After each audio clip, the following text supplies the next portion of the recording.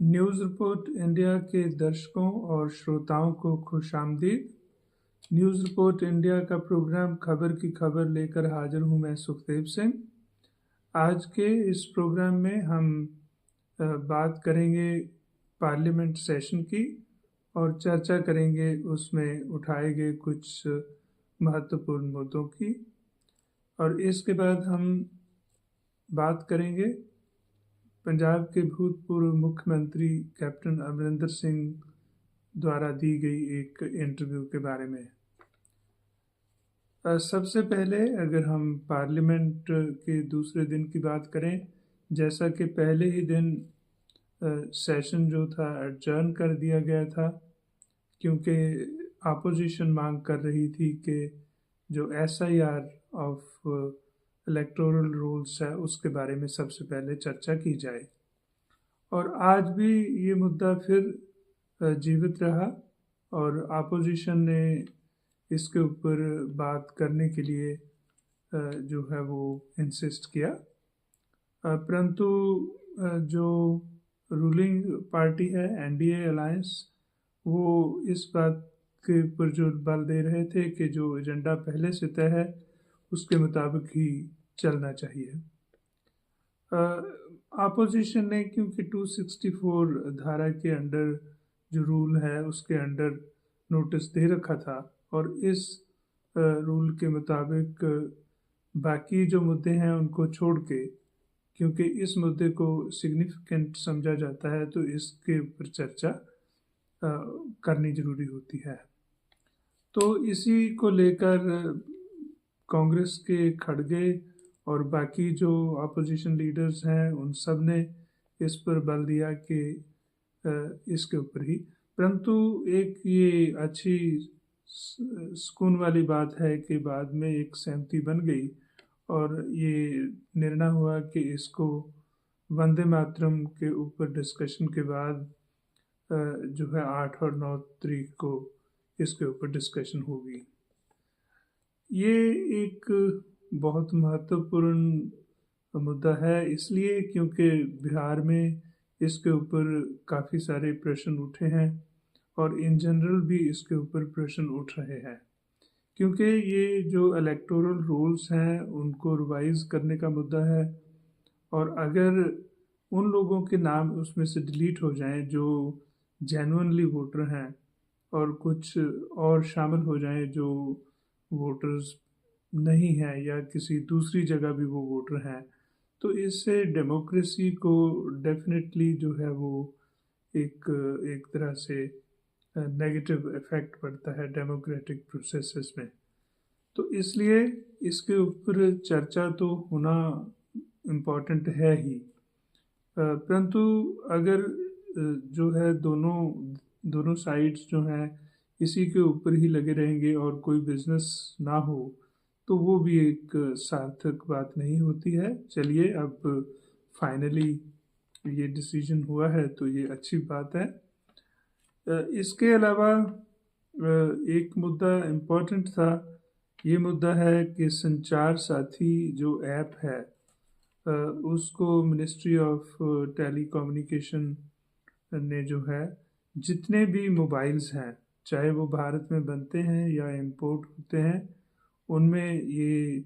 एक तरह से मैंडेट कर दिया है, ज़रूरी कर दिया है कि उसमें ये प्री लोडेड जो जो ऐप है ये हो उसमें। अपोजिशन ने इसका खूब विरोध किया, क्योंकि उनका कहना है कि ये एक तरह से लोगों की प्राइवेसी में जो है वो दखल देने वाली बात है, क्योंकि ये जो ऐप है ये एक्चुअली उनके अकॉर्डिंगली स्नूपिंग ऐप है, और स्नूपिंग ऐप का मतलब होता है ताक झांक करना। तो उनके अकॉर्डिंगली ये ताक झांक करने वाली ऐप है जिससे जो है लोगों की प्राइवेसी जो है वो लीक हो सकती है। और इसका जो रिलेशन है, जैसे कि पहले एक बार पेगासस जो एक इजरायली कंपनी द्वारा एक सॉफ्टवेयर क्रिएट हुआ था, तो उसका भी पीछे बहुत शोर हुआ था कि लोगों के जो फ़ोन्स हैं वो टैप होते हैं, पर्टिकुलरली जो कुछ महत्वपूर्ण स्थान है जिनके पास राजनीति में या किसी और में, तो उनकी जो प्राइवेट बातें हैं वो भी टैप हो जाती हैं। इसकी संभावना तो काफ़ी है,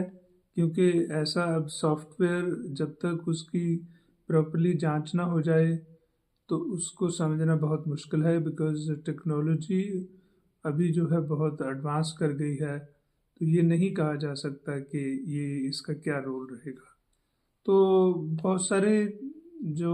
मेंबर्स हैं उनका ये मानना था कि इसको ऑप्शनल होना चाहिए। अगर आपने ऐप क्रिएट कर दी है और ऐप की डिस्क्रिप्शन दे दी है, तो जो भी चाहे उसको लोड कर ले अपने मोबाइल में, जो नहीं करे वो ना करे। ये प्री लोडेड नहीं होना चाहिए। तो अंदाजे के मुताबिक ही कुछ लोग ये कह रहे थे कि प्री लोडेड है, तो इसलिए इस ऐप को आप जो है डिलीट भी नहीं कर सकते हैं, इसको इनएक्टिवेट भी नहीं कर सकते हैं। तो इसलिए इसके ऊपर भी काफ़ी हंगामा होता रहा। बाद में जो टेलीकम्युनिकेशन मिनिस्टर हैं ज्योतिर्मय सिंधिया, उन्होंने क्लैरिफाई किया कि ये ऐप जो है इसको डिलीट किया जा सकता है, और गवर्नमेंट का मकसद जो है इसकी कोई ताक झांक करना नहीं है, बल्कि इसका मकसद है IMEI, international mobile equipment identity जो होती है, हर मोबाइल में होती है, वो उसकी पहचान करके जो मोबाइल चोरी हो जाते हैं उनको ट्रेस करना। और कई बार ये भी होता है कि दूसरे लोग इसकी कॉपी बना के उस IMEI डुप्लीकेट करके भी जो है फ़ोन में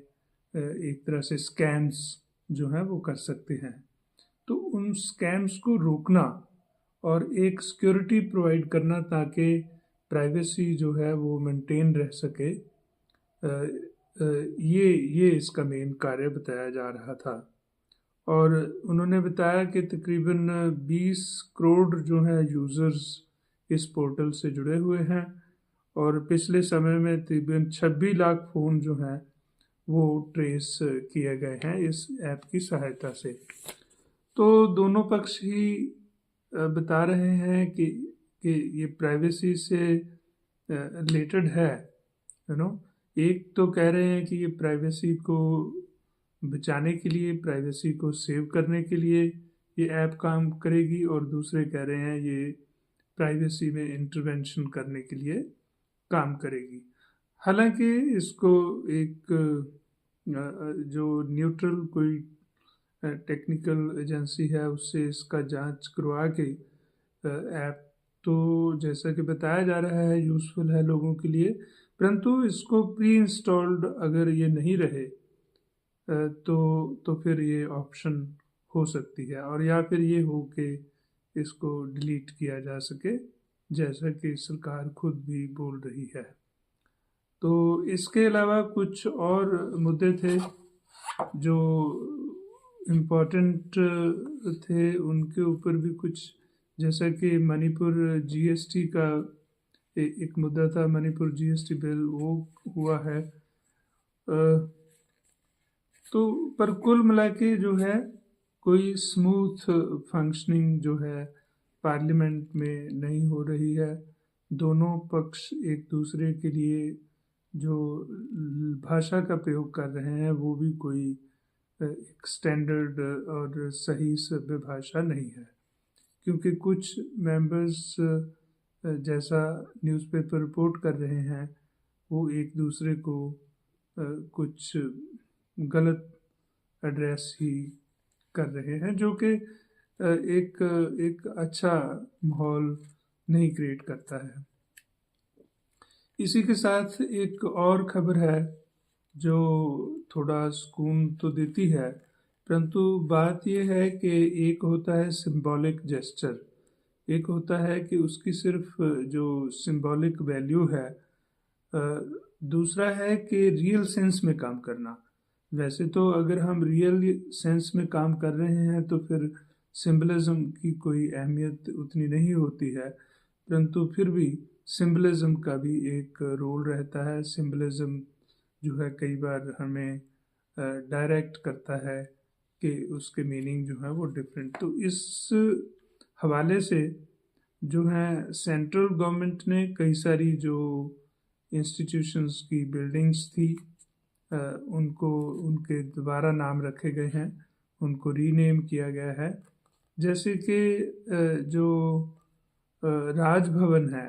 जो गवर्नर्स जितने स्टेट्स में गवर्नर हैं उनका जो रेजिडेंस होता है वो राजभवन कहलवाता है, तो उसका नाम जो है लोक भवन रखा गया है, ताकि इसमें से जो पीपल स्पेसिफिक जो अंडरस्टैंडिंग है उसकी उसका उसका जो है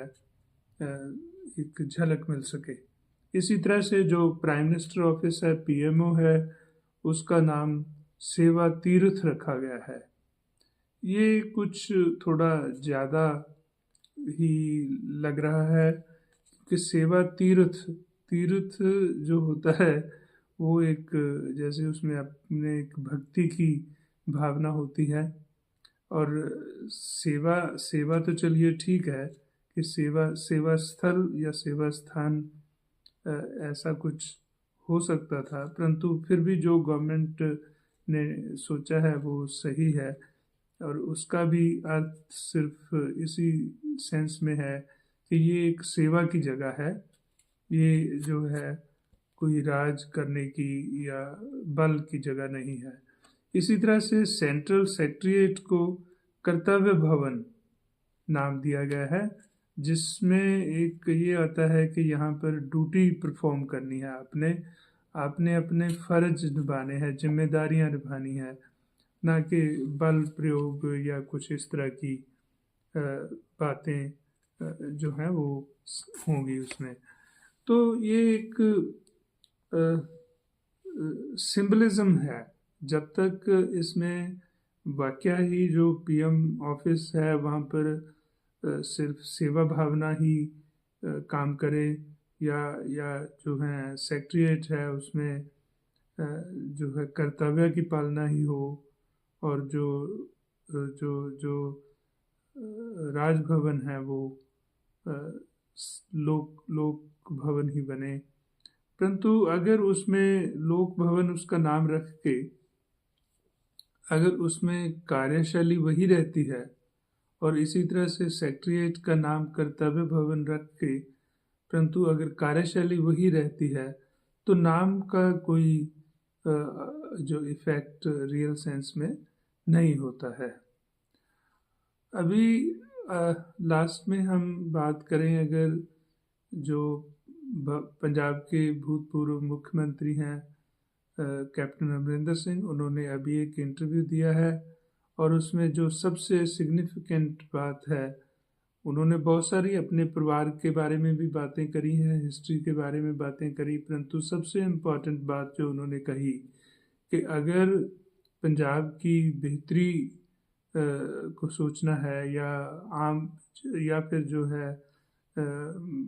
भारतीय जनता पार्टी को यहाँ पर कुछ ताकत हासिल करनी है, तो इसलिए इसके लिए जो है अकाली दल और बीजेपी का अलायंस होना ज़रूरी है, तभी ये एक फोर्स बन सकती है टू रेकन विद इन 2027 की इलेक्शन जो होने वाली है।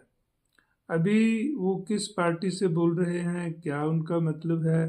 परंतु ये समझा जा सकता है कि उनका मेजर कंसर्न जो है पंजाब है, और इसके अर्थ जो हैं वो तो उसका वक्त लगेगा समझने के लिए कि क्या अर्थ निकलते हैं। इसी के साथ मुझे दीजिए इजाज़त। धन्यवाद।